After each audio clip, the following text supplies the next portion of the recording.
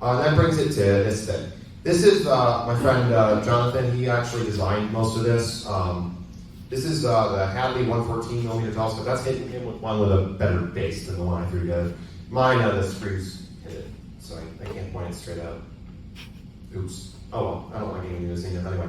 This is a 114mm f8, which is a standard design that's existed since the 1960s. Somebody here at Okie-Tex was reminding me how he had a Tasco with the exact same optics as this he got as a kid in 1968. So not only can you get the optics for this for less than $40, but you can also just go raid somebody's basement, find one of these scopes, and one of those scopes got the optics from the .965-inch focus or undermounted junk that those usually are, and put it in one of these.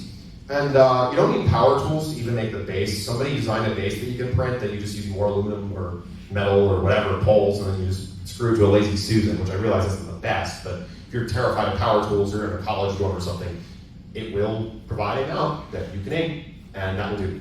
The lack of having to ship a whole tube assembly means the only things you're paying for are a bunch of Home Depot stuff, your filament, the optics, and the eyepieces. And so the cost is really low. You can get it down to about $80 to $125. That's a pretty wide range, but it sort of depends on, like, these are aluminum.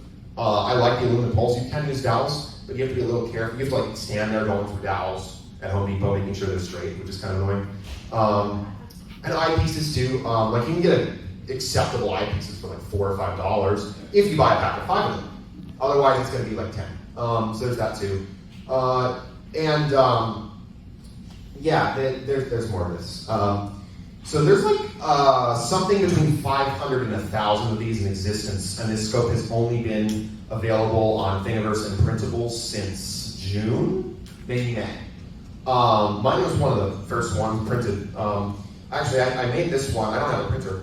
I found a guy in the same city as me in Tucson who had just made one, and he was like, "Oh, you want one? I'll print you one." And he was one of the first handful of people to print one of these. And so that's why it's hard to estimate downloads and translate that to the number of people who print it, because thousands of people have downloaded it, but of course not everyone prints them. By the same token, a lot of people are sending the files directly to their friends, or downloading them privately, or downloading remixes, or they're printing multiple of them. So but we know there's probably a few hundred of these in existence at a minimum. And it's a Dobsonian, so it's not different from any other dog. You just aim it around the sky. We have an iron sight that you can use to aim it, which the iron sight's not the greatest, but it's cheaper than a red dot, and you can print a rocket for a red dot. It's got a helical focuser, which is pretty cool. You just twist the focus. It's got threads. It's pretty easy, even at high power. The bearings are pretty big, but I like to spring tension them. Most people spring tension them. The poles are 36-inch aluminum poles or dowels or conduit that you don't even need to cut. I like leaving a little bit on the end because you can use it as a handle. And everything uses standard number 10 hardware, though you can also just print a metric version. There's a lot of different ways to do it. And there's fully adjustable collimation on both mirrors. It's very easy to set the spacing right for focus, etc. There's even a baffle for under the secondary here to help with straight light. You could make a shroud or something for this, but it's nice to just leave it open because then you can show people how it works. Oh, also the spider, there's like 5 different versions of the spider. 3 vein, 1 vein, curves, 2 curves, 4 veins. This weird interferometer one that was made as a joke that actually has some weird purposes. Yeah, you can do whatever you want. You can also adapt it to a short focal length primary. If you wanted to build an F4 version, there's nothing stopping you. And there's some work being done now to make a version that can be scaled to about 5 or 6 inches, or down a little bit too, which is pretty cool. This is a photo I took with my iPhone. Obviously, it's not going to win APOD, but it did win top of Reddit for like a few hours, which is pretty cool.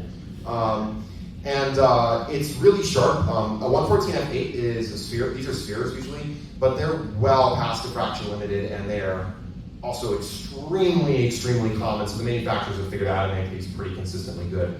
Mine specs out at pretty much no issues with the mirror besides the slight bit of like 1/8 of the way spherical that occurs with this. I ended up against a C5 SE the other night, worked fine.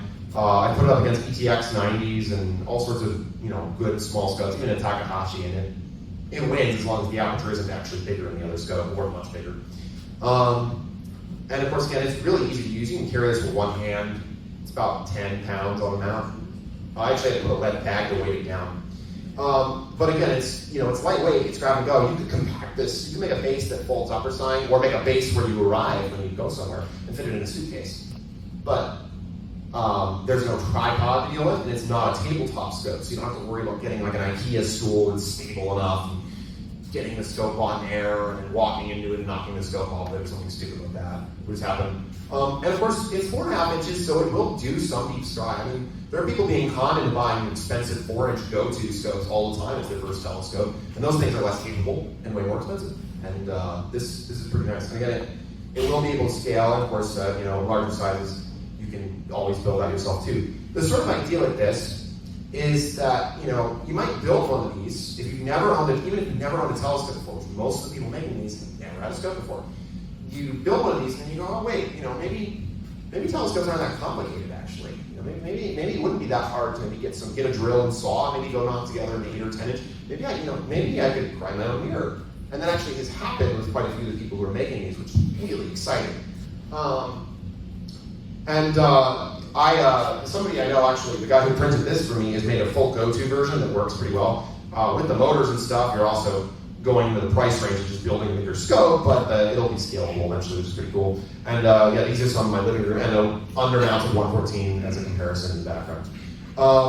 And there are, again, hundreds of these have been made already. There might be 1,000 or so in existence. And again, this scope has only been downloadable and printable for about 10 weeks. So you can extrapolate how far it's going to go from that. Again, I'm not the inventor of this. I helped design by committee sort of with a lot of other people when making suggestions as this was created, but I really am not the guy behind this. I don't even know how to use CAD.